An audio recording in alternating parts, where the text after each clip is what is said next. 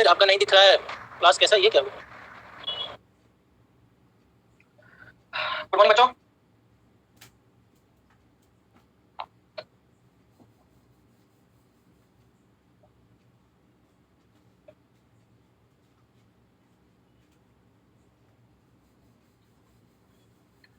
Very good morning सभी बच्चों को।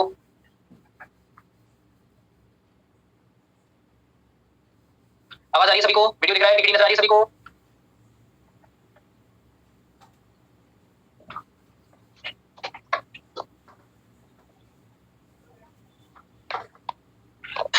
क्वेश्चन जिसमें भी आपको डाउट है डिस्कशन हम लोग करेंगे लास्ट में।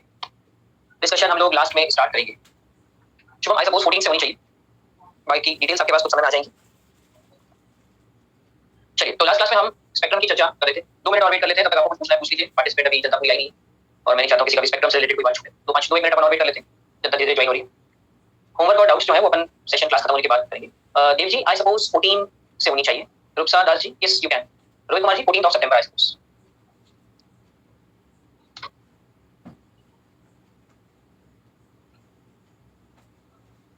हार्दिक जी मैं बहुत बढ़िया बेटे, आप बताइए। अलीना जी आई सपोज 14 सितंबर से ऑफलाइन चलेगी क्लासेस। माइनर टेस्ट होंगे शिवांगी जी, कुछ दिनों में आपको पता चल जाएगा। ऑफलाइन में सब आ सकते हैं शिवांगी, बिल्कुल आ सकते हैं। बिल्कुल हो सकते हैं शिफ्ट, कोई ऑनलाइन वाला है तो भी शिफ्ट हो सकते हैं। एनसीईआरटी के क्वेश्चन करना अवॉइड करें, कैलकुलेशन से परेशान। टेस्ट नीट पैटर्न पे होंगे। अमन कुमार जी अपने हाथ में नहीं है, देखिए कोरोना, अपन सिर्फ सेफ्टी रख सकते हैं।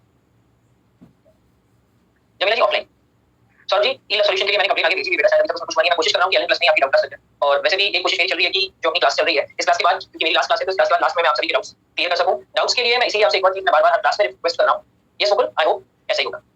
मैं इसीलिए आपसे डाउट सभी के डाउट्स के लिए बार-बार रिक्वेस्ट कर रहा हूं कि आपको जो भी डाउट्स हैं आप शर्माएं नहीं, आप कॉल करके डाउट्स पूछें। किसी भी तरह का कोई प्रॉब्लम नहीं होगी मुझे, आप कॉल करके डाउट्स पूछें आराम से, डाउट्स पेंडिंग मत रखें। मैं आपसे लगातार हम लोग 5-6 दिन से क्लासेस ले रहे हैं, आप डाउट्स पूछें, मुझे डाउट्स पूछने में कोई दिक्कत नहीं है। क्लास के बाद पूछना है तो पूछें, फोन करके पूछना है लेकिन डाउट्स पूछें। ऑफलाइन होने के बाद भी ऑनलाइन चलेगी। मोहम्मद अकीब राजा जी वैक्सीन जरूरी है बेटा, बिल्कुल जरूरी है। अगर आप एलिजिबल है वैक्सीन के लिए तो वैक्सीन लगाओ। एनसीईआरटी से थ्योरी, एक एनसीईआरटी का पॉइंट और मैं क्लियर कर देता हूं, काफी बच्चे इस बात का सवाल कर रहे हैं। 2 बातें जो आ रही है वो मैं क्लियर कर देता हूं। एनसीईआरटी की थ्योरी अगर आपके पास सभी सब्जेक्ट पढ़ने के बाद टाइम बचता है तो आप फिजिकल की एनसीईआरटी की थ्योरी पढ़ें, फिजिकल केमिस्ट्री। अदरवाइज उसका सारा क्वेश्चन है क्लास में कवर करना। एनसीईआरटी जिसके लिए पढ़ना जरूरी है वो है बायोलॉजी और इनऑर्गेनिक केमिस्ट्री के चैप्टर्स के लिए एनसीईआरटी पढ़ना मस्ट है, मैंडेटरी। फिजिकल केमिस्ट्री ऑलमोस्ट सारा इस समय कवर किया हुआ है। एनसीईआरटी के अंदर जो फिजिकल केमिस्ट्री के क्वेश्चंस दिए हुए हैं, चाहे वो इलस्ट्रेशन हो चाहे वो एक्सरसाइज के पीछे हो, उनकी कैलकुलेशंस बहुत खराब है। आपको कैलकुलेशन करने में कॉन्फिडेंस डाउन होगा, इसलिए मेरा सजेशन ये है कि आप एनसीईआरटी के इलस्ट्रेशन और पीछे क्वेश्चन सॉल्व ना करें, कैलकुलेशन आपको तंग करें। दूसरा एक सवाल जो बच्चे कंटीन्यूअसली ये पूछने के सर हम कौन सी रेफरेंस बुक रेफर करें, लेकिन रेफरेंस बुक रेफर करने की कोई जरूरत नहीं। अगर आप एलएन का मटेरियल ही पूरा सॉल्व कर लेते हैं तो बहुत है, और मटेरियल एलएन में कम मिलेगा, जीआई मटेरियल आपको बहुत मिलेगा। फिलहाल आपके लिए क्या है, जैसे हम पढ़ते जा रहे हैं, आपके पास करने के लिए क्या है, आपके पास मॉड्यूल के अंदर इलस्ट्रेशन है, एग्जांपल्स हैं, बिगिनर बॉक्स है और एक्सरसाइज। जो टॉपिक्स हम पढ़ते जा रहे हैं उनसे रिलेटेड क्वेश्चंस आप जो लगा बना सकते हैं वो इलस्ट्रेशन के भी बनाइए, वो आप जो हमारे पास बिगिनर बॉक्स उसके भी बनाइए, और साथ में एक्सरसाइज 1 और एक्सरसाइज 2 के क्वेश्चन भी आप बनाना स्टार्ट कर सकते हैं। अगर मैं देना भूल जाता हूं तो भी आप खुद से बनाना स्टार्ट कर सकते हैं, आप लोग छोटे बच्चे नहीं। एनसीईआरटी के क्वेश्चंस आ सकते हैं, एनसीईआरटी से रिलेटेड जो क्वेश्चंस है वो सब अपने मॉड्यूल में कवर करिए, लेकिन आसान कैलकुलेशन। फिजिक्स में आप फिजिक्स वाले सर से एक बार कंफर्म करें। चलिए अब हम लोग स्टार्ट करते हैं आगे। हमने 5-7 मिनट आपके डाउट्स देख लिए, अब हम स्टार्ट करेंगे। लास्ट क्लास में हमने स्पेक्ट्रम की बात करी थी। ये डायग्राम आपको लास्ट क्लास में मैंने समझा दिया था, जिसमें मैंने एक लाइन और ऐड करी थी, इनफिनिटी लाइन। मैंने आपको ये भी बताया था कि इनमें से हर एक सीरीज के अंदर infinite number of spectral lines, क्योंकि हमने इस बात को डिस्कस किया था कि each series has infinite number of spectral lines. Each series has infinite number of spectral lines. अब बात करते हैं हमारे यहाँ काम की क्या है। सबसे पहली चीज, अगर आपको यहाँ पे ध्यान दीजिए, देखिए हर सीरीज में लाइंस आपके सामने दी हुई है। हर सीरीज में ये वाली लाइन कहलाएगी फर्स्ट लाइन, दूसरी सेकंड लाइन, तीसरी थर्ड लाइन। इसी तरह से ये भी first line, second line, third line, first line, second line, third line, series define हो। जैसे अगर सपोज मैं आपसे कहता हूं कि भैया लाइमन सीरीज की मैं बात कर रहा हूं बच्चों, हाइड्रोजन एटम के लिए आप मुझे लाइमन सीरीज की फर्स्ट लाइन क्या होगी बताइए। तो आपका कहना होगा कि सर मैं लाइमन सीरीज की फर्स्ट लाइन होगी सर 2 से 1। अगर लाइमन सीरीज की मैं सेकंड लाइन की बात करता हूं तो वो होगी सर 3 से 1। लाइमन सीरीज की मैं थर्ड लाइन की बात करता हूं तो वो होगी सर 4 से 1। इसी तरह से मान लीजिए सपोज मैं आपसे कहता हूं कि मुझे आप भैया बामर सीरीज हाइड्रोजन एटम के लिए मुझे आप फर्स्ट लाइन बताइए क्या, तो आपका जवाब होगा सर बामर सीरीज की फर्स्ट लाइन जो कि वो कौन सी, कहां से शुरू हो रही है, वो 3 से शुरू हो रही है, कहां तक जा रही है, 2 तक जा रही है, तो वो होगी सर 3 से 2। ऐसे ही बामर सीरीज के लिए अगर मैं सेकंड लाइन की बात करता हूं, सेकंड लाइन कहां से होगी, 4 से शुरू होगी और जाएगी कहां तक बच्चों, 2 तक। सेकंड लाइन क्या होगी, 4 से 2। ऐसे ही बामर सीरीज की अगर मैं थर्ड लाइन की बात करता हूं बच्चों, क्या होगी 5 से 2, ये आपकी बामर सीरीज की क्या हो जाएगी, third line and so on. ऐसे ही यहां भी इंफिनिटी तक चलेगा। सपोज मान लीजिए आपसे कोई कहता है कि आपको मुझे भैया लास्ट लाइन बता दीजिए बामर सीरीज की, कहां पाएंगे, तो लास्ट लाइन जो है वो इंफिनिटी से शुरू होगी, इंफिनिटी से शुरू होकर कहां पाएगी, 2 पे आएगी। इसी तरह से अगर मैं लास्ट लाइन की बात करता हूं लाइमन सीरीज की, लाइमन सीरीज की लास्ट लाइन कहां से होगी, इंफिनिटी से 1 बामर सीरीज की हो जाएगी भैया लास्ट लाइन। यहां तक की बात सभी बच्चों को क्लियर है। अब इसमें नाम दिया जाता है हर सीरीज की, ध्यान से सुने बात। First line of each series is alpha line, second line of each series is beta line and third line of each series is gamma line. यानी अल्फा लाइमन सीरीज की अल्फा लाइन कौन सी होगी, 2 से 1। लाइमन सीरीज की beta line कौन सी होगी, 3 से 1।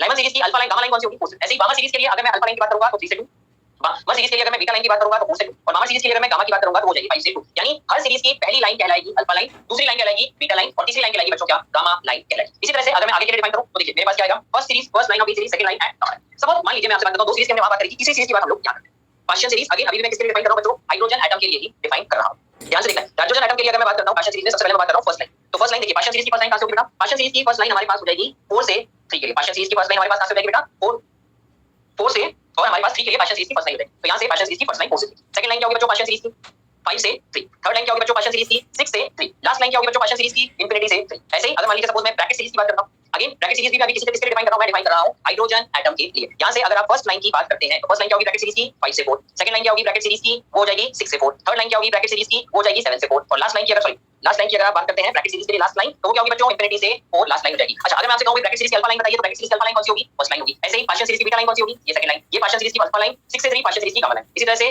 Brackett series की बीटा लाइन कौन सी होगी, 6 से 4, गामा लाइन कौन सी होगी, 7 से 4 गामा लाइन हो जाएगी। क्या यहां तक की बात सबको क्लियर है बेटा, बातें सबको समझ में आ रही है ढंग से, देखिए जरा अच्छी तरह से, सभी को क्लियर है। चलिए अब देखिए इंपॉर्टेंट बात, फर्स्ट लाइन हर सीरीज की जो है उसे एक और प्यार से नाम दिया जाता है स्टार्टिंग लाइन, या उसे कहा जाता है इनिशियल लाइन। इसके लिए अगर आप ध्यान देंगे तो वेवलेंथ होती है maximum, frequency minimum, energy minimum, और उससे पहले एक इंपॉर्टेंट लाइन में डिफाइन कर देता हूं, विद इन अ सीरीज। कल बहुत सारे बच्चों ने एक सवाल पूछा था, मैंने कल आपको एक शॉर्ट ट्रिक बताई थी कि अगर आपके पास 4 ऑप्शन गिवन हो, यानी 4 इलेक्ट्रॉनिक ट्रांजिशन गिवन हो, और उसमें से अगर अपने को मैक्सिमम एनर्जी या मिनिमम एनर्जी डिफाइन करना है, तो हमने क्या कहा था कि अगर किसी एक ऑप्शन में एक भी ऑर्बिट 1 है तो हम उसे क्या कहेंगे, उसकी एनर्जी हो जाएगी मैक्सिमम। तो आप लोगों ने एक सवाल उठाया था कि सर अगर एक से ज्यादा ऑप्शन में 1 हमें नजर आए तो हम क्या कहेंगे, तो उसी का जवाब अब यहां से आएगा, सभी लोग ध्यान से। इसी तरह से लास्ट लाइन को कहते हैं लिमिटिंग लाइन, मार्जिनल लाइन। एक नाम और नीट वाले आजकल देने लगे हैं, वो है सीरीज लिमिट। यानी प्यार से 4 नाम लिए जाते हैं लास्ट लाइन के, last line, limiting line, marginal line या सीरीज लिमिट कहा जाता है। इसकी वेवलेंथ है मिनिमम, फ्रीक्वेंसी मैक्सिमम, एनर्जी क्या है मैक्सिमम। अब यहां से E = mc लैम्डा हमारा पड़ा हुआ है, h पड़ा है, तो energy directly proportional to frequency है और इनवर्सली प्रोपोर्शनल टू वेवलेंथ है। अब जरा ध्यान से एक बात देखिए, आप यहां कह रहे हैं वेवलेंथ मैक्सिमम है, फ्रीक्वेंसी मिनिमम है, एनर्जी मिनिमम है, किसके कंपैरिजन? आप जो यहां कह रहे हैं वेवलेंथ मैक्सिमम है, फ्रीक्वेंसी मिनिमम है, एनर्जी मिनिमम है, ये किसके कंपैरिजन में, with in a series. With in a series मतलब अगर आपको 4 लाइमन की लाइन दी जाए, जैसे एग्जांपल के तौर पे मेरे पास है 4 से 1, मेरे पास है 3 से 1, मेरे पास है 2 से 1 और सपोज मेरे पास है 6 से 1। आपके पास ये 4 लाइन है और मैंने आपसे पूछा कि भैया इसमें से मैक्सिमम वेवलेंथ किसकी होगी। मेरे पास 4 लाइमन सीरीज की लाइंस दी हुई हैं और आपसे सवाल किया गया कि भैया इन 4 में से मैक्सिमम वेवलेंथ किसकी होगी, तो आपका जवाब क्या होना चाहिए, ध्यान से देखिए, मैक्सिमम वेवलेंथ किसकी है, फर्स्ट लाइन की मैक्सिमम वेवलेंथ है। यानी लाइमन सीरीज की जितनी भी लाइंस आपके पास होगी उनमें से मैक्सिमम वेवलेंथ किसकी होगी, फर्स्ट लाइन की होगी। जिसकी मैक्सिमम वेवलेंथ होगी उसकी फ्रीक्वेंसी में एनर्जी मिनिमम और फ्रीक्वेंसी मिनिमम होगी, उसकी एनर्जी मिनिमम और फ्रीक्वेंसी मिनिमम होगी। क्वेश्चन को चेंज करो, मान लीजिए यही मेरे पास 6 से 1, मेरे पास 5 से 1, मेरे पास 4 से 1 और मेरे पास भी 3 से 1 है। पहली चीज जरा ध्यान से देखिए, क्या ये चारों लाइमन सीरीज के ऑप्शन है, क्या ये चारों लाइमन सीरीज के ऑप्शन है? मैं चाहता हूं आप मुझे बताइए इनमें से मैक्सिमम एनर्जी किसकी होगी, मैं चाहता हूं आप मुझे बताएं इसमें से मैक्सिमम एनर्जी किसकी होगी। ध्यान से पीछे देखेंगे, हमारे पास ऑप्शन में क्या था, जो भी लास्ट लाइन होगी उसकी एनर्जी मैक्सिमम होगी, उसकी फ्रीक्वेंसी मैक्सिमम होगी और उसकी वेवलेंथ कैसी होगी, मिनिमम होगी। तो आंसर क्या होगा यहाँ आंसर होगा लास्ट लाइन कौन सी है इनमें से, पहले आती है 3 से 1, फिर दूसरे नंबर पे आएगी 1 से 4, फिर 1 से 5 और 6 से 1, तो लास्ट लाइन आएगी मेरे पास 6 से 1, तो मैक्सिमम एनर्जी किसकी हो जाएगी बच्चों, यहाँ पे 6 से 1 की हो जाएगी। एक ऑप्शन और लिख रहा हूं, आप बताएंगे जवाब। मान लीजिए मेरे पास है, आपको मुझे बताना है इनमें से मिनिमम वेवलेंथ की लाइन कौन सी होगी, आपको मुझे बताना है इनमें से मिनिमम वेवलेंथ की लाइन कौन सी होगी। सवाल पे ध्यान देंगे, मिनिमम वेवलेंथ पूछा है, मिनिमम वेवलेंथ किसकी होती है, फर्स्ट लाइन की। यानी अब सवाल समझने का तरीका, अब आइए अगर मैं इन ऑप्शन से बात करूं तो सबसे पहले तो डी आएगा, फिर उसके बाद ए आएगी, फिर उसके बाद बी आएगी और फिर उसके बाद ये लाइन फॉर्म है। पहली लाइन कौन सी आ रही है इनमें से, ये पहली लाइन है, मतलब इसकी वेवलेंथ मेरे पास क्या हो जाएगी, मैक्सिमम। सॉरी, इसकी वेवलेंथ मेरे पास क्या हो जाएगी, मैक्सिमम, और इसकी मेरे पास वेवलेंथ हो जाएगी मिनिमम। वेवलेंथ मैक्सिमम का मतलब इसकी एनर्जी कितनी होगी, मिनिमम, और इसकी एनर्जी कितनी होगी, मैक्सिमम। देखो सबसे पहले जो मैंने नीचे लिखा है, क्या ये बात सबको समझ में आ रही है, मैंने जो डीएबीसी को अरेंज किया, ये सबको समझ में आ रहा है क्या, डीएबीसी कैसे, ध्यान से देखिए एक बार और समझाता हूं डीएबीसी कैसे। अगर मैं ये सारी की सारी लाइन सबसे पहले तो क्या बामा सीरीज की है, ये सारी की सारी लाइन सबसे पहले क्या बामा सीरीज की है, बामा सीरीज में अगर मैं लाइंस को ऑर्डर में अरेंज करूंगा तो सबसे पहले कौन सी लाइन होगी, 5 से 2, फिर कौन सी आएगी,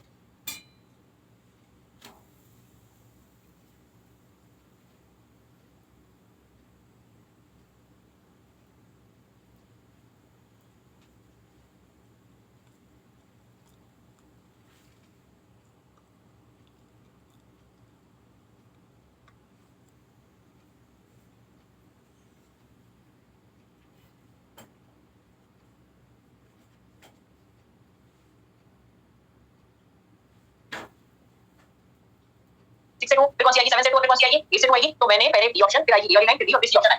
अब हमने क्या कहा, ऑर्डर क्या रहता है, ऑर्डर पे ध्यान दीजिए।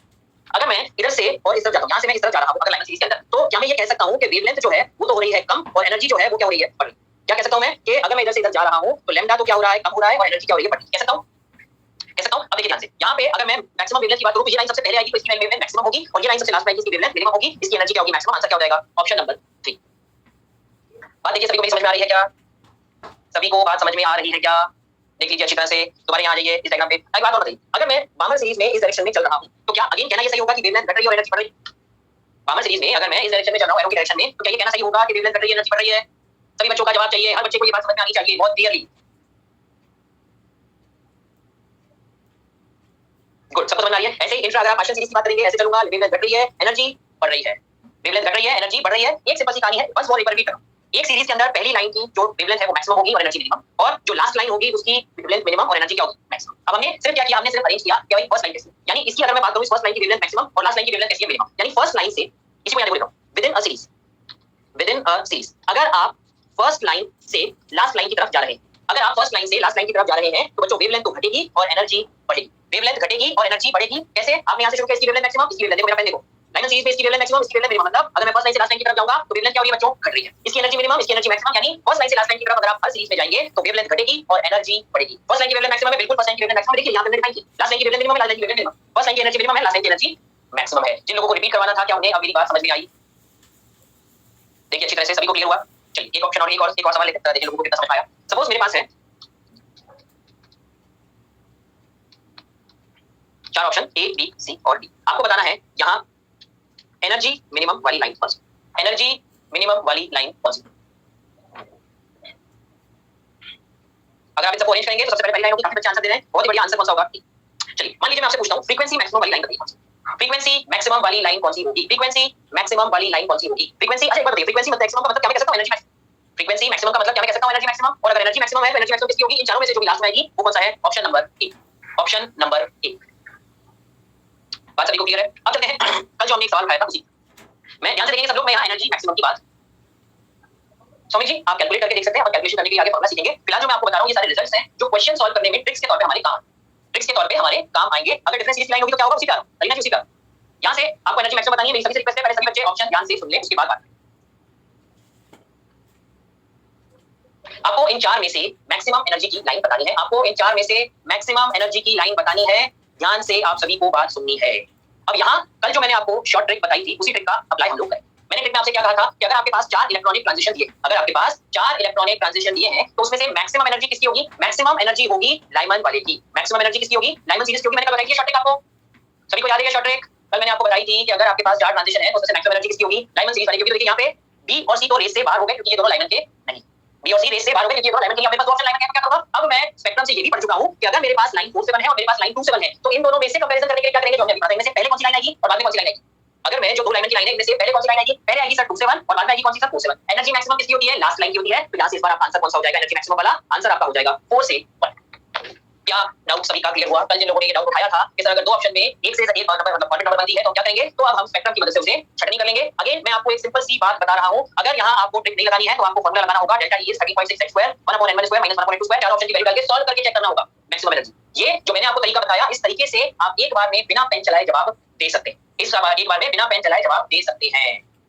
बात क्लियर है? एक एग्जांपल और लेते हैं, देखिए जरा बाकी जनता से भी अपने को मिल जाएगा कि क्या है। दोबारा देखिए एक एग्जांपल और, इस बार आपको बतानी है, पहले ऑप्शन लिख देता हूं फिर डिसाइड करें।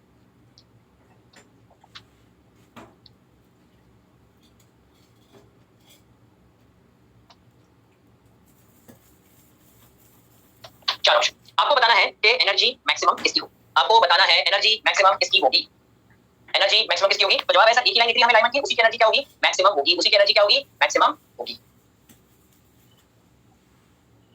नहीं स्वामी जी, हमारी ट्रिक जो है वो इसी बात पे निर्भर है कि एक ऑप्शन कम से कम हमारे पास किसका होना चाहिए, एक ऑप्शन हमारे पास किसका होना चाहिए? लाइमन का होना चाहिए। आज तक जितने भी क्वेश्चन नीट में जब आप एक्सरसाइज को सॉल्व करेंगे तो आपको ये समझ में आएगा कि उन्होंने आज तक जितने भी क्वेश्चंस पूछे हैं उसमें एक ना एक ऑप्शन वो लाइमन का देते ही देते हैं। कहीं भी एग्जामिनर जो एग्जाम पेपर बनाता है नीट का, उसकी कोशिश ये रहती है कि बच्चे को कैलकुलेशन कम से कम करनी पड़े। आप डॉक्टर बनने जा रहे हैं, कैलकुलेशन कम से कम आपके इससे आनी चाहिए, इसलिए क्वेश्चंस की फ्रेमिंग इस हिसाब से होती है कि एक ऑप्शन में लाइमन होगी। अगर लाइमन नहीं है तो ज्यादातर केस में आपको सॉल्व करके चेक करना पड़ेगा। लेकिन मैं दोबारा रिपीट कर रहा हूं, अब तक ऐसा क्वेश्चन कहीं पुट अप नहीं हुआ है जिसमें आपको चारों ऑप्शन को सॉल्व करके चेक करना पड़ा हो। आपके मॉड्यूल में एक्सरसाइज दी हुई है जिसमें सारे पुराने नीट के क्वेश्चन आप चेक भी कर सकते हैं। मेरी बात क्लियर हुई सभी को? यहां तक जो मैंने एग्जांपल से आपको समझाया वो क्या बात सभी को समझ में आई? सब बच्चों का जवाब चाहिए। क्या ट्रिक्स आपको समझ में आई? बिना सॉल्व किए सवाल सॉल्व, बिना कैलकुलेशन किए सवाल सॉल्व करने का तरीका समझ गए? चलिए अब चलिए आगे एक चीज इसके साथ आपको और मुझे सिखानी है। अब हम चलते हैं यहाँ से जो मैंने डिफाइन किया, इनमें से आपको मुझे बतानी है क्या क्या चीजें हमें और डिस्कस करनी, उस पर भी चलेंगे। पहले ब्लैंक स्लाइड पर लाइमन सीरीज मैं आपको यहाँ सिखाना चाहता हूँ। आपको मुझे बतानी है starting orbit of each series. क्या बतानी है? Starting orbit of each series. Starting orbit Lyman series. Lyman series की अगर हम बात करें, स्टार्टिंग ऑर्बिट कह लीजिए या यूं कह लीजिए जहां पे वो खत्म होगी। कहां से शुरू होगी लाइमन सीरीज? लाइमन सीरीज खत्म होगी भैया, लाइमन सीरीज खत्म होगी, इसको स्टार्टिंग ऑर्बिट के बजाय ending, ending of each series. कहां खत्म होगी भैया लाइमन सीरीज? लाइमन सीरीज खत्म होगी 1। ऐसे ही बामन सीरीज कहां खत्म होगी भैया? बामन सीरीज खत्म होगी 2 पे। चलिए बहुत बढ़िया। पार्शियल सीरीज कहां खत्म होगी भैया?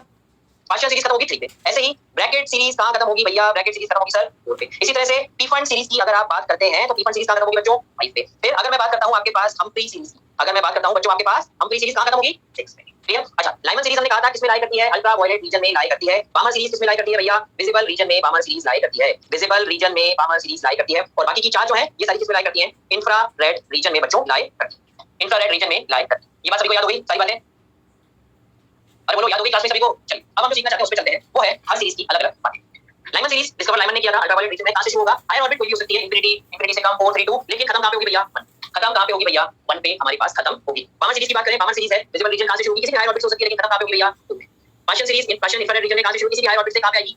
Brackett series infrared reason again किसी भी हायर ऑर्बिट से आएगी कहां तक? 4 तक। पीफर सीरीज इंफ्रारेड रीजन किसी भी हायर ऑर्बिट से कहां तक आएगी? 5 पे। Humphry series again infrared reason किसी भी हायर ऑर्बिट से कहां पे आएगी? 6 पे हमारे पास आएगी। 6 पे हमारे पास आएगी।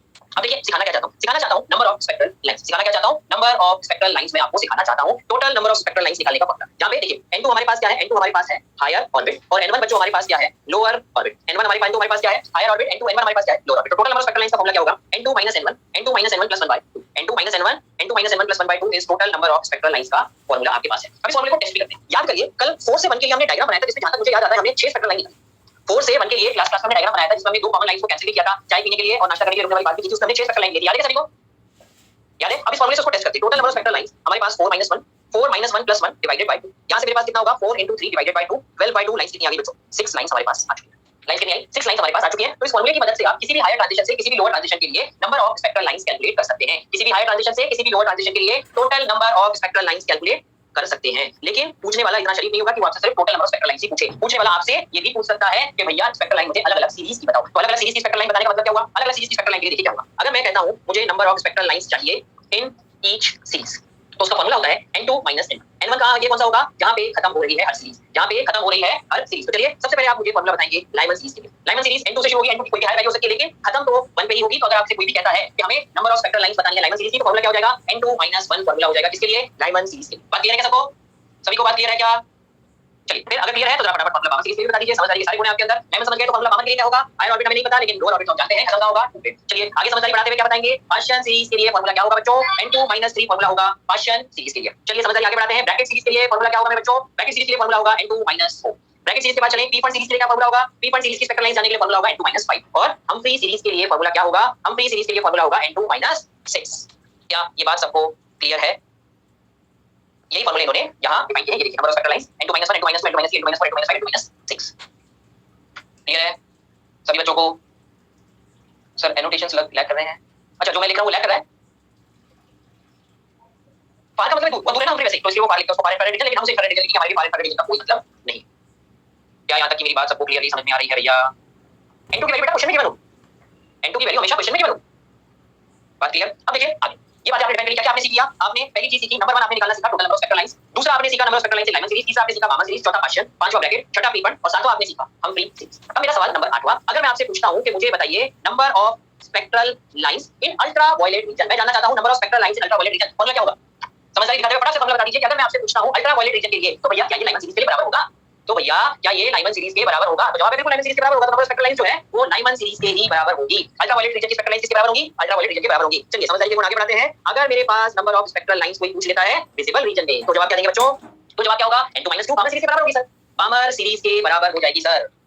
बात क्लियर हुई कि नहीं हुई? देखिए बामर सीरीज किसके बराबर है? विजिबल रीजन के बराबर, यानी जितनी लाइन बामर सीरीज में आएंगी उतनी लाइंस विजिबल रीजन में आएंगी। लाइमन सीरीज किसके बराबर है? अल्ट्रा वायलेट रीजन के बराबर, मतलब जितनी लाइमन सीरीज की लाइंस होगी उतनी कितनी किसमें आएगी भैया? अल्ट्रा वायलेट रीजन में भी आएगी। अरे बात समझ में आ रही है सभी को? इंफ्रा के लिए जमीन आ रहे हैं बिल्कुल आ रहे हैं, हम इंफ्रा पे भी आएंगे हम। अब इंफ्रारेड के लिए क्या करेंगे? चलिए भाई सब इंफ्रारेड के लिए आ जाते हैं। अब नंबर 9 तक हो चुका था, अब ये 10 number of lines in infrared reason. अब इंफ्रारेड रीजन तो भैया बहुत बड़ा है। और एक बात और बताइए मुझे, जरा डायग्राम पे चलता हूं, पीछे सबसे पुराने डायग्राम पे, इस डायग्राम पे मुझे एक बात बताइए, इस डायग्राम में तो आपने 6 तक क्लियर है। मान लीजिए मेरे पास ट्रांजिशन है सपोज 8 से 7 का, 8 से 7 का, तो वो इनमें से तो किसी भी सीरीज में नहीं आ रहा है। क्या इस बात से सभी एग्री करते हैं? अगर ट्रांजिशन है 8 से 7 का, तो वो इनमें से किसी भी सीरीज में नहीं आ रहा है। एग्री करते हैं इस बात से सभी? बिल्कुल एग्री करते हैं। लेकिन जब हम बात करते हैं यहां से, कहां से? पार्शियल सीरीज के बाद से आगे जितनी भी लाइंस आएंगी, ये सभी लाइंस बच्चों के रीजन में जाएंगी, इंफ्रारेड रीजन में जाएंगी। पार्शियल सीरीज के बाद की जितनी भी लाइंस आएंगी वो सारी किसमें जाएंगी? इंफ्रारेड रीजन में आएंगी। हम्फ्री सीरीज भी इंफ्रारेड रीजन का ही है अभिलाष। पार्शियल के बाद की सारी सीरीज इंफ्रारेड रीजन की ही आएंगी। तो मेरा पहला सवाल, क्या 8 से 7 भी इंफ्रारेड रीजन में ही जाएगा? क्या 8 से 7 भी बच्चों इंफ्रारेड रीजन में ही जाएगा? तो जवाब बिल्कुल जाएगा सर, इंफ्रारेड रीजन में ही जाएगा। अब इंफ्रारेड रीजन की लाइंस निकालने के लिए क्या करेंगे? इंफ्रारेड रीजन की लाइंस निकालने का सिंपल तरीका है, टोटल में से आप अल्ट्रावायलेट और गामा को माइनस कर दीजिए। टोटल में से अल्ट्रावायलेट और गामा को माइनस कर दीजिए, आपको इंफ्रारेड रीजन की लाइंस मिल जाएंगी। तो हमारे लिए जब इंफ्रारेड रीजन की बात करेगा कोई, तो हम उसे एक ही बात कहेंगे कि भैया इंफ्रारेड रीजन की लाइंस के लिए total number of spectral lines में से number of lines in ultraviolet region और minus number of lines in visible region हम कर देंगे। एग्जांपल लेता हूं, मान लीजिए मेरे पास 10 से और इलेक्ट्रॉन आ रहा है सपोज 1 में। मेरे पास इलेक्ट्रॉन 10 से आ रहा है 1 में और आपसे सवाल पूछा गया कि भैया हमें बतानी है sir total number of lines in infrared reason. तो आप क्या करेंगे? आपको थोड़ी सी कैलकुलेशन करनी पड़ेगी। सबसे पहले आप निकालिए total number of spectral lines कितनी होंगी, तो वो होंगी 10 - 1। चलिए सभी लोग निकालिए। आपको तीन चीजें निकाल के बतानी है मुझे, n2 = 10 से n1 = 1 के लिए। एक तो टोटल स्पेक्ट्रल लाइंस, एक लाइमन सीरीज की स्पेक्ट्रल लाइंस और दूसरी आपको निकल के बतानी है गामा सीरीज की। सभी लोग निकालेंगे 10 से 1। सभी बच्चे निकालेंगे।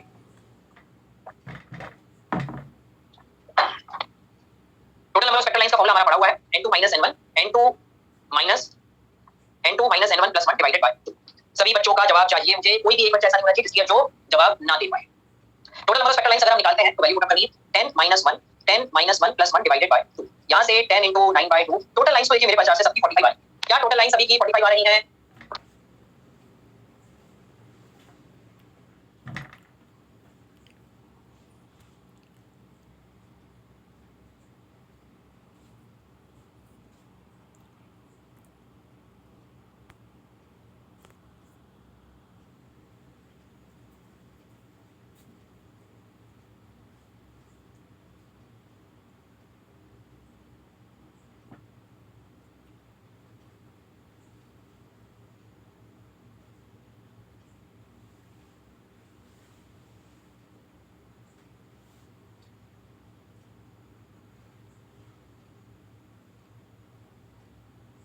गुड। लाइमन की लाइंस होगी 10 - 1 9 और बामर की लाइंस होगी 10 - 2 8।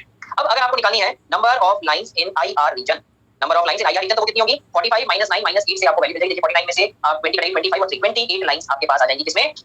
इंफ्रारेड रीजन में। क्या बात सबको समझ में आ गई भैया? क्या स्पेक्ट्रल लाइंस और स्पेक्ट्रम की बातें आप सभी को क्रिस्टल क्लियर आ चुकी है समझ में? तब हम चलते हैं क्वेश्चंस की तरफ, अगर सभी को बात समझ आ गई। चलिए, पीछे हमने कुछ छोड़ा तो नहीं है समझाने में, हमने सब कुछ कवर कर लिया है, एक्चुअली हमने छोड़ा नहीं है। तो भैया आपके सामने क्या दिया हुआ है? आपके सामने आ चुका है क्वेश्चंस, आपके सामने आ चुका है क्वेश्चंस। बताइए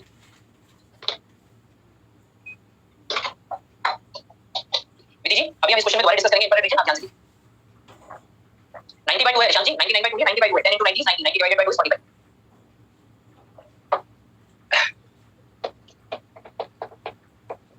total number of spectral lines कितनी आएंगी? पार्ट फर्स्ट के लिए अगर मैं निकालूंगा total number of spectral lines होगी 6 - 3 6 - 3 + 1 डिवाइडेड बाय 2। यहां से होगा 3 6 - 3 + 1। यहां से मेरे पास हो जाएगा 3 + 1 4 डिवाइडेड बाय 2। मेरे पास हो जाएगा 12/2 यानी कितनी लाइंस हो गई? Total number of spectral lines तो आ जाएंगी बच्चों कितनी? 6 के बराबर। सेकंड आइए अल्ट्रावायलेट रीजन होगा लाइमन वाला यानी होगा 6 - 1 सॉरी 6 - 1। लेकिन क्या यहां पे मैं 6 - 1 पे जा रहा हूं भैया? क्या यहां 6 - 1 होगा 1 पे इलेक्ट्रॉन जा ही नहीं रहा, और अगर 1 पे इलेक्ट्रॉन जा ही नहीं रहा तो अल्ट्रावायलेट रीजन के लिए 0 2 पे भी नहीं जा रहा, मतलब electron number of visible lines के लिए भी कितना हो जाएगा? 0। क्वेश्चन आइए, क्वेश्चन के लिए होगा 6 - 3। क्वेश्चन के लिए कितना होगा? क्वेश्चन के लिए होगा 6 - 3 = 3 लाइंस। आगे के बताइए, आगे के लिए सभी लोग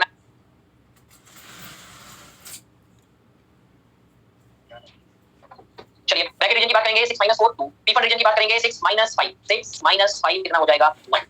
देखिए आगे अब चलिए इंफ्रारेड रीजन के लिए क्या फार्मूला पड़ा था? Total number of spectral lines minus number of lines in हमारे पास diamond minus number of lines in Balmer. ये फार्मूला पड़ा था क्या भैया? तो अब देखिए ये 6 है, ये दोनों क्या है 0, तो यहां से नंबर ऑफ इंफ्रारेड रीजन की लाइंस कितनी आ जाएगी? 6 के बराबर आ जाएगी। नंबर ऑफ इंफ्रारेड रीजन की लाइंस किसके बराबर आ जाएगी बच्चों? 6 के बराबर आ जाएगी। सभी से पहले सातों पार्ट नेक्स्ट क्वेश्चन पे आ जाइए।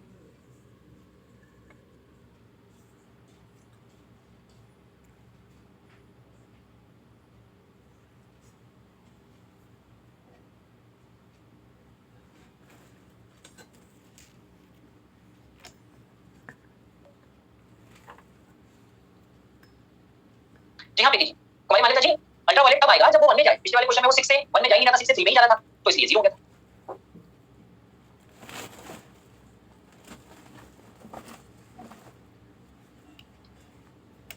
अब देखिए क्वेश्चन क्या कहता है, पहले तो सब में जो क्वेश्चन समझना है वो आपसे कह रहा है कि 5 ऑर्बिट प्रेजेंट।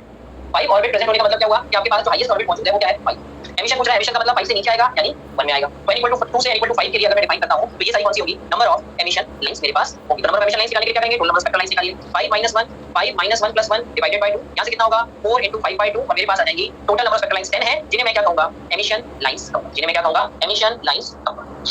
देखो क्या यहां तक सबको क्लियर है।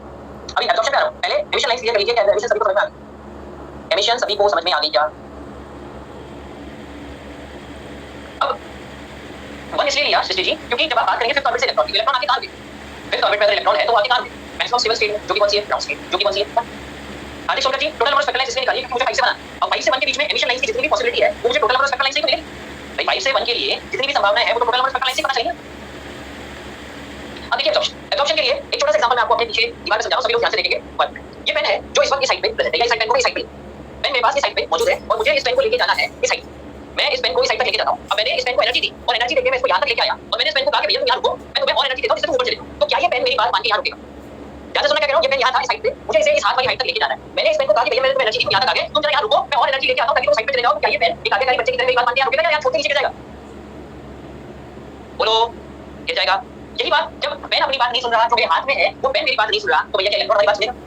क्या इलेक्ट्रॉन हमारी बात सुनेगा? अगर आपने इलेक्ट्रॉन से ये कहा कि भैया तुम्हें जो है 1 से और 5 में जाना है, मैं तुम्हें 2 तक लेके गया, तुम जरा यहां वेट करो, मैं और एनर्जी लेके आता हूं, तो क्या वो इलेक्ट्रॉन आपकी बात मान के 2 पे वेट करेगा?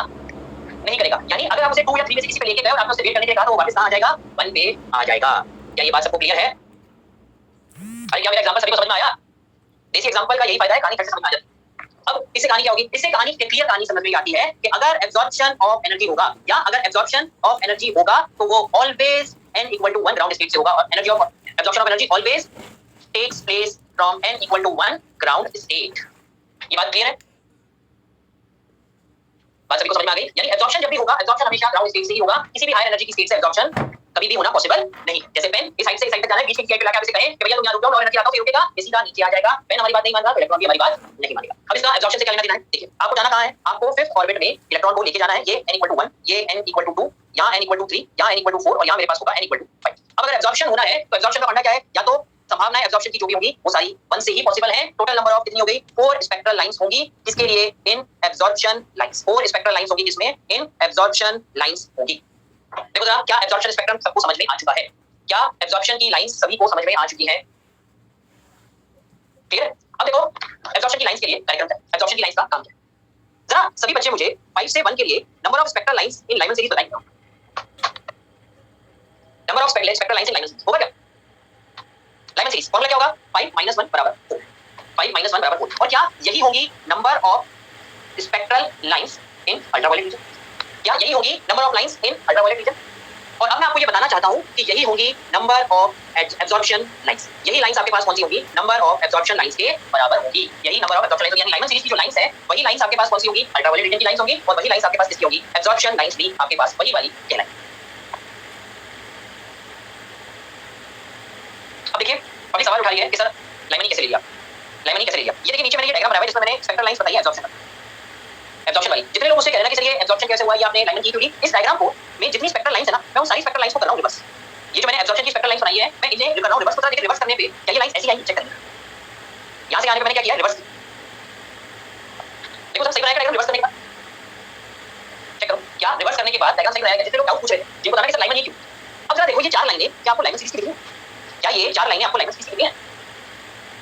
भैया किसी भी हायर ऑर्बिट से 1 में आ रहा है अनुपम जी, किसी भी हायर ऑर्बिट से अगर आप सीधे 1 में आ रहे हैं तो लाइमन ही होगा। अनुपम पाठक जी ने नो लिखा था, सवाल अनुपम पाठक जी से ही है। बाकी जिन लोगों को डाउट था कि सर लाइमन क्यों लिखी उन्हें समझ में आ गया। अनंत कुमार जी फिलहाल हम जिस पे फोकस हैं उसी पे बात करेंगे, बाकी की बात बाद में। अब देखिए यहां से नंबर ऑफ लाइमन सीरीज जो है वो number of spectral lines in ultraviolet region होगा और वही नंबर देखिए बिल्कुल नंबर ऑफ लाइमन सीरीज की लाइन से वही नंबर ऑफ एब्जॉर्प्शन लाइंस होगी हमेशा। यानी देखिए ऑलवेज, केमिस्ट्री के लिए बहुत रेयर शब्द है, केमिस्ट्री में ऑलवेज नाम का शब्द बहुत क्रिटिकल करके लगाया जाता है। बिल्कुल एब्जॉर्प्शन n2 - n1 लेकिन जहां पे n1 की वैल्यू 1 रखनी है। अक्षिका बंसिया जी चलिए अब आगे के क्वेश्चन पे अभी और एब्जॉर्प्शन के क्वेश्चन आएंगे, आप आगे समझ जाएंगे। चलिए ये देखिए यहां पे हमारे पास आंसर्स था। n2 कुछ भी हो सकता है, n2 की वैल्यू हमेशा आपको क्वेश्चन से पता चले। नेक्स्ट क्वेश्चन सौमिक जी एब्जॉर्प्शन 2 से कभी हो ही नहीं सकता, क्या हो सकता है 2 से? जी हां तस्मिया जी नंबर ऑफ एब्जॉर्प्शन लाइन सिर्फ और सिर्फ तभी डिफाइन होगी जब आप ग्राउंड स्टेट से एनर्जी दे रहे हैं। अभी आपको मैंने एग्जांपल से ये बात समझाई कि ये पेन को अगर आप यहां से हाइट लेना चाहेंगे तो क्या यहां वो आपकी बात मान के रुकेगा, वो आपकी बात मान के नहीं रुकेगा और नहीं रुकेगा, तो एब्जॉर्प्शन हमेशा 1 से ही होगा। क्वेश्चन का जी,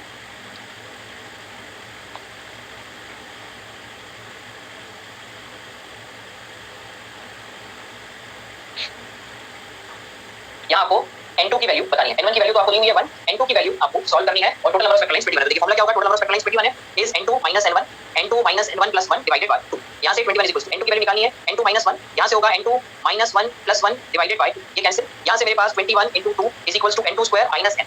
यहां से N2² - N2 - 42 = 0। क्वाड्रेटिक इक्वेशन आपके पास आ चुकी है, सॉल्व करना पड़ेगा। तो N2² - 7N2 + 6N2 - 42 = 0। N2 common लेंगे तो N2 - 7, यहां से 6 कॉमन लेंगे, N2 - 7 = 0। यहां से N2 - 7 और यहां से N2 + 6 = 0। N2 की दो संभावनाएं हैं, एक 7 और एक -6। अब सवाल यह है कि क्या ऑर्बिट नंबर -6 हो सकता है? क्या ऑर्बिट नंबर या शेल नंबर -6 हो सकता है? नहीं हो सकता। तो -6 बाहर आ गया इससे। N2 की वैल्यू आपके पास कितनी आ गई? 7। N2 की वैल्यू आपके पास कितनी आ गई? 7। कर सकते हैं? आयु राजा जी कर सकते हैं। देखिए ये रहा प्रिंटेड सॉल्यूशन। बेटा N2 - N1 का फॉर्मूला कैसे लगा दूंगा? आप क्वेश्चन में total number of spectral lines दिए, क्वेश्चन में total number of spectral lines दिए तो total number of spectral lines का फॉर्मूला दूंगा। और ये सिद्धार्थ कुमार जी N2² - N1² की लगाइए, यहां पे मल्टीप्लाई किया ना, N2 को N2 से मल्टीप्लाई करूंगा तो N2², N2 को -1 से मल्टीप्लाई करूंगा तो -N।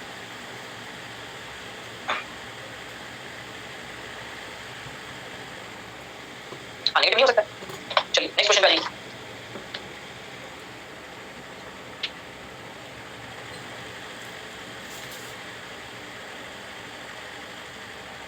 नेक्स्ट क्वेश्चन पे आ जाइए।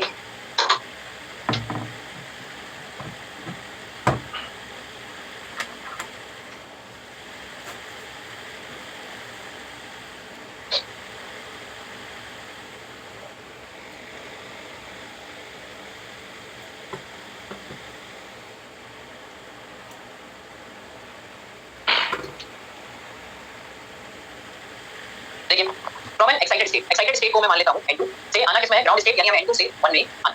N2 से 1 में आते समय अल्ट्रा वायलेट, अब एक बात बताइए, अल्ट्रा वायलेट रीजन की जो लाइंस है, क्या ये कहा जा सकता है कि वो लाइंस लाइमन सीरीज की होंगी? अल्ट्रा वायलेट रीजन की लाइंस को क्या कहा जा सकता है? ये लाइंस लाइमन सीरीज की होंगी?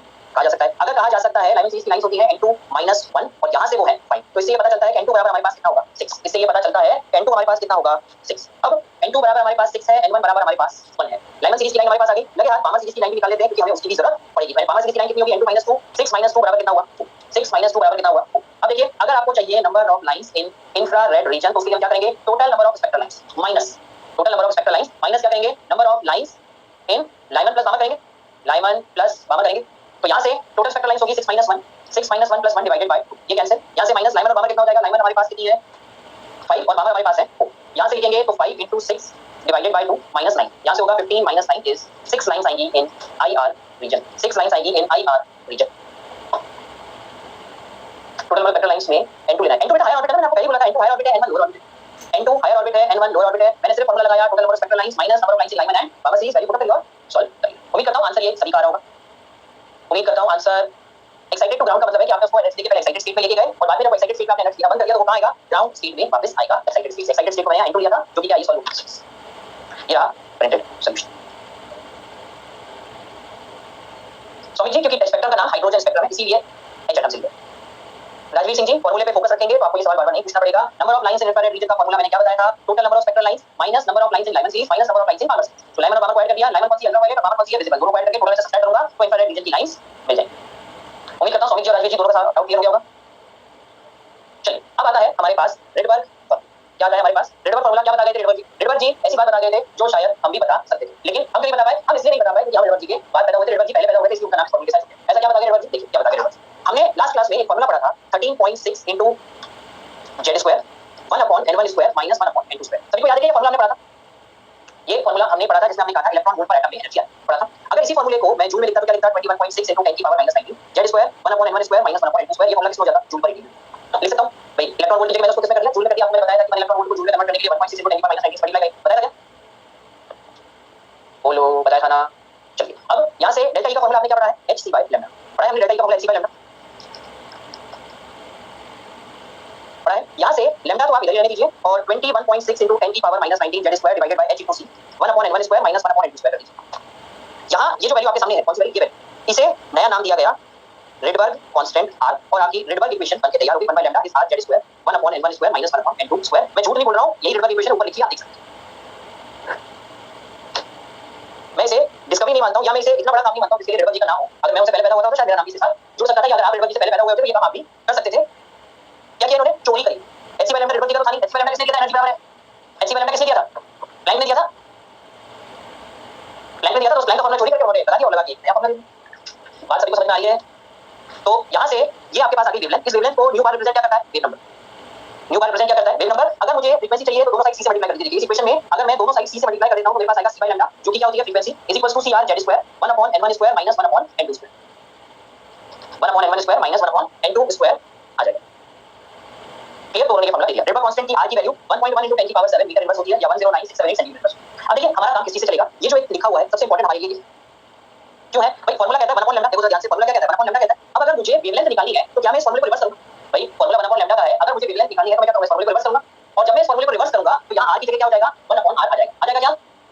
अगर वेवलेंथ निकालनी है तो मुझे इस फॉर्मूले को करना पड़ेगा बच्चों रिवर्स, और अगर फॉर्मूला रिवर्स करूंगा तो r की जगह क्या आएगा? 1/r। 1/r की वैल्यू होती है 912 एंगस्ट्रॉम। ये आपको याद करनी है। कैलकुलेशन करते समय ये वैल्यू आपको बहुत फायदा देगी। अगर 1/r की वैल्यू 912 एंगस्ट्रॉम आपको याद है तो ये आपको बहुत फायदा कैसे देगी? लेकिन मैं आपको भी बताऊं। आपके पास फॉर्मूला है 1/λ, u bar = 1/λ r z square 1/n1 square minus 1/n2। Example से लिखा हूं। बाकी चीजें रिवर्स नहीं होगी, सिर्फ वेवलेंथ के केस। वेवलेंथ के केस में अगर बात करेंगे तो मुझे वेवलेंथ निकालनी होगी तो मैं इसको क्या करूंगा? रिवर्स करूंगा। कैसे? देखिए 1/λ r z स्क्वायर यहां से होगा n2 square minus n1 square upon n1 square n2 square. Wavelength निकालने के लिए आप क्या करेंगे? 1/r z square n1 square n2 square divided by n2 square minus n1 कहेंगे तो यहां आपके पास आएगा 1/r, जिसकी वैल्यू मैं सीधा क्या रखूंगा? 912 एंगस्ट्रॉम। क्या रखूंगा? 912 एंगस्ट्रॉम। एक बात और मैं आपको बता देता हूं, रेडबर्ग इक्वेशन से रिलेटेड जितने भी क्वेश्चंस आएंगे उसमें कैलकुलेशन कराने वाले क्वेश्चन बहुत कम होंगे। ज्यादातर जो क्वेश्चन आएंगे वो रेशियो आएंगे। कैसे? दो लाइंस के वेवलेंथ का रेशियो बता दीजिए, दो लाइंस के फ्रीक्वेंसी का रेशियो बता दीजिए, दो वेव नंबर का रेशियो बता दीजिए। तो उस केस में क्या होगा? जब रेशियो की बात होगी तो आपके पास ये r z ये तो सब क्या होगा? ऑलरेडी कैंसिल हो जाएगा। ज्यादातर जो सवाल आएंगे वो रेशियो के होंगे कि भाई दो लाइंस की वेवलेंथ का रेशियो बता दीजिए, दो लाइंस की वेव नंबर का रेशियो बता दीजिए। तो उस केस में r तो आपके पास जब भी रेशियो आएगा हमेशा कैंसिल हो जाएगा। क्या मेरी बात सभी को क्लियर है? रेडबर्ग इक्वेशन की बातें क्या सभी को क्लियर हो चुकी हैं? देखिए जरा अच्छी तरह से। चलिए अब देखिए कुछ इंपॉर्टेंट शॉर्ट ट्रिक और जो यहाँ आपके लिए डिफाइन की गई है। मान लीजिए मैं आपसे कहता हूँ कि आप मुझे बताइए fifth line of Lyman series. मैं आपसे कहता हूँ आप मुझे बताइए fifth line of Lyman series. उसके लिए देखिए n1 तो आपको पता चल जाएगा, लाइमन सीरीज है, लाइमन की वैल्यू को देखिए तो आप जानते हैं। और अगर आपको n2 की वैल्यू निकालनी है तो क्या करेंगे? 5 + 1 कर दीजिए 6 6 से 1 की जो लाइन होगी वो कौन सी होगी? Fifth line. तो यहाँ जो ट्रिक आपके सामने लिखी है वो आपको ये बताने के लिए मतलब लिखी है कि हायर ऑर्बिट कौन सा होगा। अगर आपके पास x लाइन है किसी भी सीरीज की, सीरीज से आपको n1 की वैल्यू मिल जाएगी, उसमें x जोड़ दीजिए आपको हायर ऑर्बिट मिल जाएगा। हालांकि ये बात आपको पहले समझा चुका हूं, लेकिन एक बार उन्होंने लिख दिया है तो मैं इस बात को कवर कर रहा हूं शॉर्ट। दूसरा लास्ट लाइन या लिमिटिंग लाइन की बात करें, अगेन n1 तो आपको पता चलेगा किससे? सीरीज से, और इंफिनिटी क्या होगा? लास्ट लाइन हमेशा इंफिनिटी से होगी। यानी अगर मान लीजिए आपसे कोई कहता है कि भैया last line of Brackett series मुझे बताओ, last line of Brackett series बताओ, तो आप क्या कहेंगे कि भैया लास्ट लाइन शुरू कहां से होगी? n2 बराबर इंफिनिटी से, और ब्रैकेट सीरीज कहां खत्म होगी है? 4 पे, तो ब्रैकेट सीरीज की लास्ट लाइन होगी इंफिनिटी से 4। ब्रैकेट सीरीज की लास्ट लाइन होगी इंफिनिटी से 4। देखो भैया क्या सभी को क्लियर है बात? अच्छी तरह से ध्यान से सभी लोग देख लें, क्या सभी को क्लियर है बात? चलिए अब जो हमने ट्रिक सीखी उसी से रिलेटेड क्वेश्चन, उसी से रिलेटेड क्वेश्चन देखिए। उसने आपसे क्या कहा? बामर सीरीज। भैया बामर सीरीज कहां खत्म होती है? फटाफट बताओ। बामर सीरीज कहां पे खत्म होती है? 2 पे। हमें चाहिए फोर्थ लाइन। तो n2 की वैल्यू निकालने के लिए क्या करेंगे? जो n1 है उसमें 4 जोड़ देंगे, 2 + 4 = 6। फॉर्मूला क्या पड़ा था? n2 = n1 + x, n2 = n1 + x। x कौन सा है? 4, 4 पुट किया, यहां से वैल्यू कौन सी आ गई? 6 आ गई। n2 की वैल्यू यानी लाइन कौन सी हो गई? 6 से 2। लाइन कौन सी हो गई? 6 से 2 लाइन हो चुकी।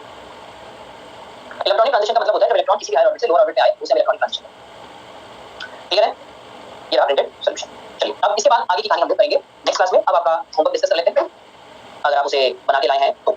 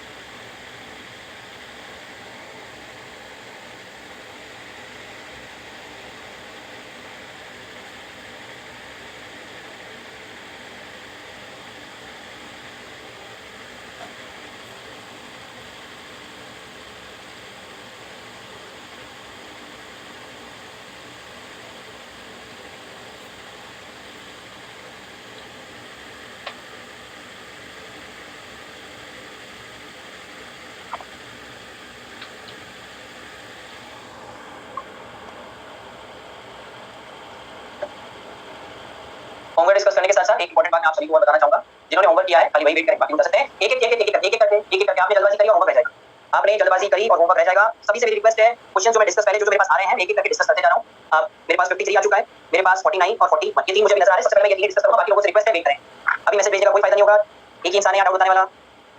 क्वेश्चन नंबर 53 की बात हो रही है, energy required to excite an electron from H of H atom from first orbit to second orbit. तो डेल्टा ई की वैल्यू देखिए हमारे पास कितनी होगी, 13.6 हाइड्रोजन के लिए तो 1 हो जाएगा, first orbit to second orbit is 1/1 square minus 1/2 square. यहां से जब इस वैल्यू को हमने याद किया था, ये वैल्यू तो जहां तक मुझे याद आता है, अगर मैं इसको डिफाइन करूं यहां से ये 13.6 1/, ये हो जाएगा 4 - 1 डिवाइडेड बाय 4 और यहां से 13.6 * 3/4। आयनाइजेशन एनर्जी के टर्म्स में बताना है, आयनाइजेशन एनर्जी हमारे पास कितनी होती है 13.6 Z² यानी 13.6 इलेक्ट्रॉन वोल्ट आयनाइजेशन एनर्जी आ गई। इसे मैं यहां सब्स्टिट्यूट कर रहा हूं, यहां जो डेल्टा ई है उसमें 13.6 की जगह रख रहा हूं आयनाइजेशन एनर्जी इनटू 3/4 यानी ऑप्शन नंबर फर्स्ट राइट हो जाएगा। इसके बाद आइए question number 41, if the potential energy of electron, देखिए पोटेंशियल एनर्जी की अगर मैं बात करूं तो पोटेंशियल एनर्जी होती है twice of total energy is equals to twice potential energy कितनी है -3.02 है is equals to total energy, यहां से टोटल एनर्जी होगी -3.02 डिवाइडेड बाय 2। अब आपको देखना एक्साइटेड स्टेट कौन सी है, इसे आप बराबर कीजिए -13.6 Z² के, हाइड्रोजन है तो Z² तो 1 हो जाएगा, यहां से आपको n की वैल्यू मिलेगी। एक्साइटेड स्टेट निकालने के लिए क्या करिए, उससे से एक कम एक्साइटेड स्टेट कौन सा होगा, एक्साइटेड स्टेट कौन सा होगा n-1। फिर देखिए कौन सी बात करिए, एक क्वेश्चन आया है मेरे पास 49 देखिए, एक चीज का ध्यान रखिए, फर्स्ट एक्साइटेशन एनर्जी और फर्स्ट एक्साइटेशन पोटेंशियल एक ही बात, फर्स्ट एक्साइटेशन एनर्जी और फर्स्ट एक्साइटेशन पोटेंशियल एक ही बात है। फर्स्ट एक्साइटेशन एनर्जी हमने पढ़ा हुआ है, डेल्टा की वैल्यू कितनी होती है 3.4 की है, तो वही आपका आंसर हो जाएगा ऑप्शन नंबर 2 यहां से। अब इसके बाद मैं चल रहा हूं नीचे 49 के बाद देखिए आगे और लोगों ने क्या क्वेश्चन भेजे हैं। एक सेकंड, बहुत सारे क्वेश्चन लोगों ने भेज दिए। 49 डिस्कस हो चुका है, उसके बाद अब मेरे पास ये आए हैं 52 और 53 53 भी डिस्कस हो चुका है, 49 भी डिस्कस हो चुका है। एक नया डाउट मेरे पास आया है क्वेश्चन नंबर 52 का, चलिए 39 में डिफाइन किया गया है, चलिए पहले नोट कर लेता हूं, 39 है 48 है और 50 नंबर है। चलिए 39 48 50 नंबर, इसके बाद आगे चलें 48 36 और 37 भी मेरे पास डाउट में आ चुके हैं। चलिए 36 और 37 हमारे पास डाउट में आ गए हैं। Angular momentum for two different ions in a orbit will be same, ये आपने कहां पढ़ा प्रज्ञा जी, आप उससे पूछिए। चलिए सबसे पहले अपन चलते हैं 37 क्या कहता है, going from K to L K to N, ये तो हमने क्लास में डिस्कस कर लिया। K to N का मतलब हम बात कर रहे हैं K कौन सी है 1 और 1 से 2 जा रहे हैं, 1 से 2 जा रहे हैं, एनर्जी बढ़ेगी, काइनेटिक एनर्जी घटेगी, पोटेंशियल एनर्जी बढ़ेगी, तो डिफाइन किया हुआ ऑलरेडी, इसमें क्या डाउट है। क्वेश्चन नंबर 36 देखिए, ग्राफिकल रिप्रेजेंटेशन एनर्जी, एनर्जी क्या होती है -13.6 Z² Z² की वैल्यू अगर आप बढ़ाएंगे एनर्जी की वैल्यू घटेगी, तो ग्राफ नंबर 4 हो जाएगा। Z² की वैल्यू आप बढ़ाएंगे एनर्जी की वैल्यू घटेगी, 36 37 दोनों हो गए। Question number 50, energy required to remove electron from M shell, the energy of the first excited state will be, energy first excited state की एनर्जी निकालिए, देखिए -13.6 फर्स्ट एक्साइटेड स्टेट हाइड्रोजन के लिए और यहां से फर्स्ट एक्साइटेड स्टेट होगी 2 का स्क्वायर, सॉल्व कर लीजिए, यहां से -3.4 इलेक्ट्रॉन वोल्ट आ जाएगा। चलिए 50 भी हो गया। 48 नंबर का आइए, काइनेटिक एनर्जी की अगर हम बात करें, काइनेटिक एनर्जी कैसे होगा, ऑर्बिट नंबर पे डिपेंड करेगी काइनेटिक एनर्जी, बिल्कुल डिपेंड करेगी। काइनेटिक एनर्जी होती है माइनस ऑफ टोटल एनर्जी यानी 13.6 Z²/n। अब आप n के रिस्पेक्ट में बात करेंगे तो ऑलरेडी ग्राफ नंबर 3 होगा ना, देखिए n कैसा है, पैराबोला हो जाएगा यहां से, अगर n के रिस्पेक्ट में करेंगे पैराबोला एक ऑप्शन है, तो आंसर हो जाएगा 3। क्वेश्चन नंबर 39 में energy of second excited state के किलो कैलोरी का फार्मूला दिया हुआ है, देखिए 39 में किलो कैलोरी का फार्मूला आपने क्या पढ़ा था, मैंने पढ़ाया था क्लास में, किलो कैलोरी का formula energy is -313.8 into Z²/n² kilo calorie पर मोल। यहां सेकंड एक्साइटेड स्टेट डाल दीजिए, सेकंड एक्साइटेड स्टेट का मतलब हो जाएगा n = 3, पूरा कर दीजिए, आंसर आ जाएगा।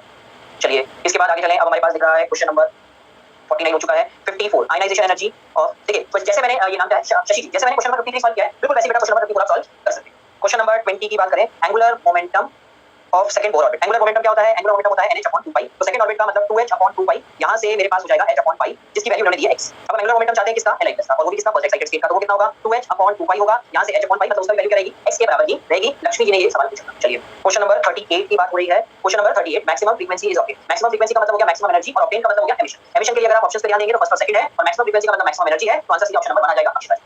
क्वेश्चन नंबर 49 का डिस्कशन हो चुका है, क्वेश्चन नंबर 39 बता चुका हूं, क्वेश्चन नंबर 41 ऑलरेडी बता चुका हूं, क्वेश्चन नंबर 52 डिस्कस करना है, 52 देखते हैं। Ionisation energy of excited hydrogen atom की हम बात कर रहे हैं। अच्छा, एक्साइटेड हाइड्रोजन एटम की अगर मैं बात करता हूं तो मिनिमम एक्साइटेड हाइड्रोजन एटम किसमें होगा, n = 2 यानी फर्स्ट एक्साइटेड स्टेट होगा। अगर मिनिमम एक्साइटेशन की बात करते हैं तो फर्स्ट एक्साइटेड स्टेट होगा। सबसे पहले अगर मुझे फर्स्ट एक्साइटेड स्टेट से इलेक्ट्रॉन को निकालना है तो n = 2 से उसमें निकाल के जाऊंगा इंफिनिटी पे, डेल्टा E होगा 13.6 हाइड्रोजन के लिए Z² 1/2² - 1/∞ का स्क्वायर, ये 0 हो गया, यानी आती है 3.4 इलेक्ट्रॉन वोल्ट। अब अगर आपको इलेक्ट्रॉन इसके अलावा और किसी एक्साइटेड स्टेट से निकालना है तो एनर्जी की वैल्यू क्या होगी, घटेगी। तो 54 का आंसर तो 4 आना चाहिए, देखिए ऑप्शन में कोई नहीं दिया गया, इसमें कैसे डाउट आ सकता है आपको 52 का, सही तो है भाई। 3.4 से कम या 3.4 के बराबर अगर आप एनर्जी दे देंगे तो 2 3 4 5 किसी से भी आप उसे लेके जा सकते हैं, किसी इंफिनिटी में लेके जा सकते हैं, तो आंसर क्या होगा 3.4 और लेस। 41 हम कर चुके हैं क्या, यस कर चुके हैं। 52 डिस्कस हो गया, 36 डिस्कस हो गया, 41 में n-1 क्यों किया, क्योंकि आपको ऑर्बिट से एक्साइटेड स्टेट निकालनी है। शुभम 54 बता चुका हूं। 32 if the second Bohr orbit full orbit, बेटा किलो जूल का फार्मूला लगाएंगे। किलो जूल का फार्मूला हमने पढ़ा है एनर्जी का, जो कि हमने क्या कहा था, एनर्जी बराबर होती है kilo joule is 313.8 divided by Z²/n²। यहां क्वेश्चन नंबर 39 में बेटा 313.8 नहीं आता, यहां -13.8 313.8। अब यहां से आपको क्या करना है, फोर्थ ऑर्बिट निकालनी है, तो n की जगह 4 डाल दीजिए, Z की जगह 1 डाल दीजिए, आंसर आ जाएगा 32 के बाद चलते हैं बच्चों आगे 19, ये पुराने पाप हमने किया। 37 डिस्कस कर चुके हैं। 51 ionisation potential energy ionise the energy needed to ionise hydrogen atom which is in its second excited state. तो देखिए अगर मैं इस क्वेश्चन की बात करता हूं क्वेश्चन नंबर 51 की। तो 51 में सेकंड एक्साइटेड स्टेट का मतलब 3 है। 3 से आपको कहां लेके जाना है? इंफिनिटी पे। डेल्टा ई का फार्मूला लगाइए 13.6 z square 1/n1 square -1/n2 square. n1 की वैल्यू 3, n2 की वैल्यू इंफिनिटी डाल दी, आंसर आ जाएगा। 54 हो गया, 37 हो चुका है, 36 हो चुका है, 54 बता चुका हूं, 32 सिस्टर जी 19 12 के लिए आप कॉल कर लीजिए। ये ऊपर हम डिस्कस कर चुके हैं। Question number 27 the velocity of third excited state. 27 में क्या दिक्कत है लक्ष्मी जी आपको? 27 तो बहुत सिंपल बेटा। 27 में फार्मूला क्या पड़ा वेलोसिटी का? 2.188 × 10 की पावर 6 z बेरियम के लिए 4 और थर्ड एक्साइटेड स्टेट का मतलब 4 कैंसिल हो गया। 39 ऑलरेडी बता चुका हूं। 35 भी डाउट आ गया। मुझे ऐसा लगता है कि आपकी जगह मेरा टेस्ट हो रहा है। तो सवाल कोई भी ऐसा बचेगा जो मैंने सॉल्व नहीं किया होगा। इसके लिए बेटा टोटल एनर्जी निकालिए। -13.6 हाइड्रोजन के लिए 1 फर्स्ट एक्साइटेड स्टेट का मतलब यहां से एनर्जी आएगी -13.654 ट्वाइस ऑफ टोटल एनर्जी निकालना है तो -13.64 × 2 यहां से कितना आएगा? -6.8 उल्टा जाएगा। देखें तो आज जी 52 आपका हो चुका है। क्वेश्चन नंबर 31 भी हमने डिस्कस कर लिया है और आपने और कौन सा पूछा? क्वेश्चन नंबर 20 डिस्कस हो चुका है। 54 52 दोनों हो चुके हैं। 48 हो चुका है। क्वेश्चन नंबर 20 हो चुका है। क्वेश्चन नंबर 32 हो चुका है। 61 तक अभी हमने होमवर्क दिया ही नहीं है। 32 डिस्कस हो चुका है। 48 डिस्कस हो चुका है। 32 डिस्कस हो चुका है।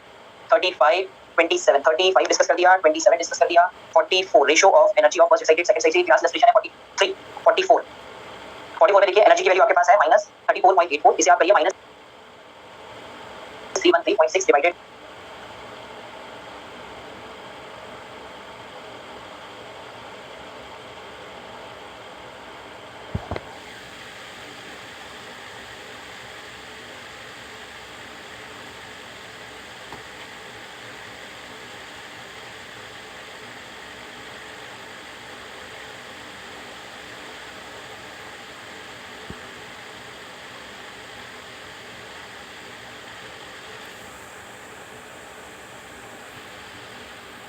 बाय n स्क्वायर के बराबर। यहां से सॉल्व करके n स्क्वायर की वैल्यू निकालनी है 44।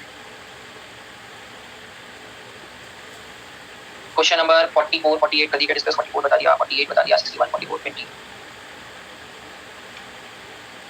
चलिए यहां आपके होमवर्क खत्म हो गए। ये जो आज मैंने जितने भी क्वेश्चन यहां मैंने ब्लैंक स्लाइड पे बताए हैं ये आज के हैंडआउट में आ जाएंगे।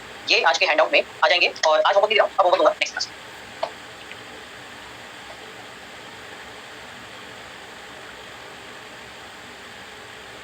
थैंक यू सो मच बेटा। हैंडआउट आपको मिल जाएगा, वही अपलोड हो जाएगा।